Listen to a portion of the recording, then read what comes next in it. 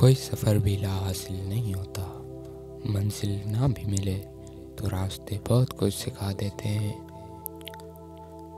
زندگی کی جنگ اپنے بل بوتے پر لڑنی پڑتی ہے، لوگ صرف مشورے دیتے ہیں، ساتھ نہیں۔ محبت کرنا انسان کے بس میں نہیں ہوتا، مگر محبت کو نبھانا انسان کے بس میں ہوتا ہے۔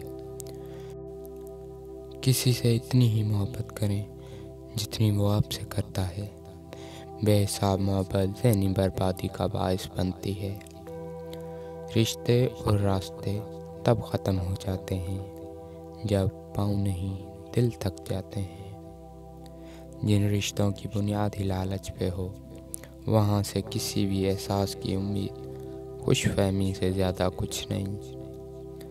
لوگ اپنی عزت اور انا دکھانے کے چکر میں اچھے سے اچھے رشتے کو بیچتے ہیں۔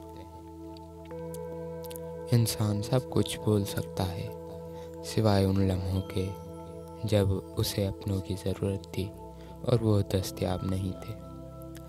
زندگی کے مہنگے سبق ہمیشہ سستے لوگ ہی سکھاتے ہیں۔ جانتے ہیں انسان کسے کہتے ہیں؟ جس کی آنکھ میں احترام ہو اور الفاظ میں نرمی، جس کے اخلاق میں رحم دلی اور مقاصد میں اعلیٰ ظرفی۔